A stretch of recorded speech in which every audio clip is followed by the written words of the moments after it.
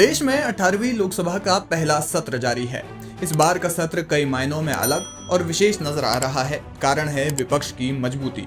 NDA सरकार के पिछले 2 कार्यकालों की तुलना में इस बार विपक्ष पहले की तुलना में बेहद मजबूत स्थिति में है और पहले से कहीं ज्यादा हमलावर भी।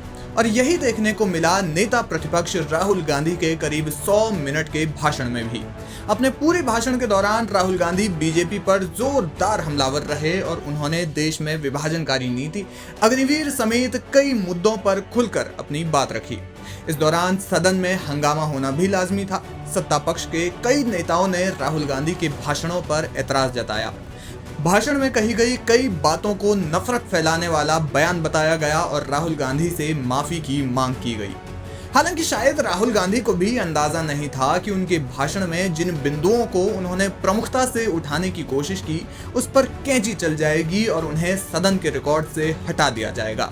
जी हाँ, राहुल गांधी के पूरे भाषण के कुछ अंशों को सदन के रिकॉर्ड से हटा दिया गया है। ऐसा होने से विपक्ष ने भी सदन में विरोध किया। भाषण के अंश हटाने से नाराज राहुल गांधी ने इसके विरोध में लोकसभा अध्यक्ष ओम बिरला को एक पत्र लिखा। उन्होंने अपने पत्र में क्या लिखा है वो आपको बताएं, इससे पहले जानते हैं कि राहुल गांधी के भाषण में किन किन हिस्सों पर कैंची चली है। राहुल गांधी ने सदन में हिंदुओं और हिंसा को लेकर बयान दिया था। साथ ही उन्होंने भगवान शिव की तस्वीर भी सदन में लहराई थी। राहुल ने कहा था कि भगवान राम की जन्मभूमि अयोध्या ने बीजेपी को मैसेज दिया है, वहां डर का माहौल बनाया गया है। ये जो लोग खुद को हिंदू कहते हैं वे हिंदू नहीं है। अयोध्या की जनता के मन में बीजेपी ने भय डाला है, हिंदू डर नहीं फैला सकता।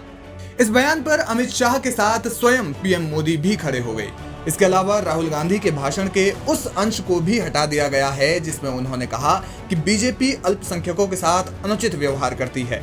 अग्निवीर योजना को लेकर राहुल गांधी ने कहा था कि अग्निवीर सेना नहीं बल्कि प्रधानमंत्री कार्यालय की योजना है। इस बयान को भी सदन की कार्यवाही से हटा दिया गया है। राहुल गांधी ने प्रधानमंत्री मोदी पर सीधी टिप्पणी करते हुए कहा कि मैं जब भी पीएम मोदी को देखता हूं तो वे कभी मुस्कुराते नहीं हैं। राहुल के भाषण के इस हिस्से को भी सदन की कार्यवाही से हटा दिया गया है। उन्होंने बीजेपी पर 24 घंटे नफरत फैलाने का आरोप लगाया और कहा कि बीजेपी 24 घंटे नफरत और हिंसा ही फैलाती है। इसके अलावा उन्होंने नीट पेपर लीक मामले में केंद्र सरकार पर हमला बोलते हुए कहा कि कोटा में नीट की परीक्षा सेंट्रलाइज्ड है और इसका मकसद सिर्फ अमीरों को फायदा पहुंचाना है।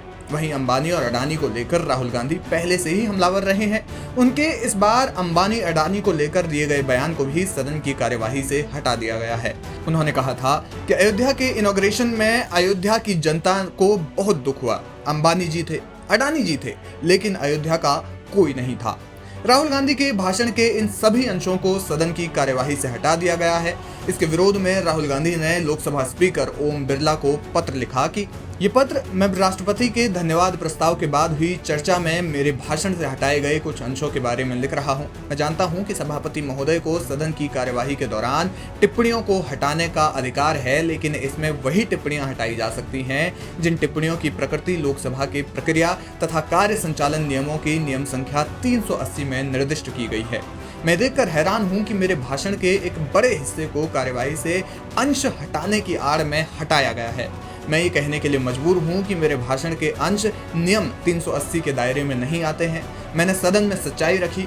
हर सांसद का अधिकार है कि वो सदन में लोगों से जुड़े हुए मुद्दे उठाए। इसको ध्यान में रखते हुए ही मैंने अपना भाषण दिया था।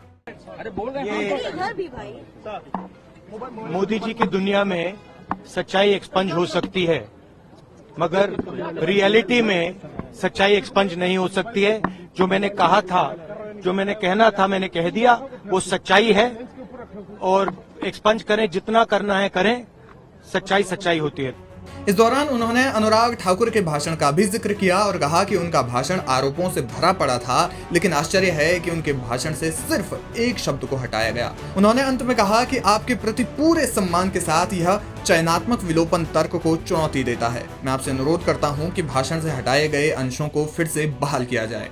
अब उनके भाषण से हटाए गए हिस्से को बहाल किया जाता है कि नहीं ये तो आने वाला समय बताएगा, लेकिन विपक्ष इसे सदन में किस तरह से मुद्दा बनाता है ये देखना दिलचस्प होगा।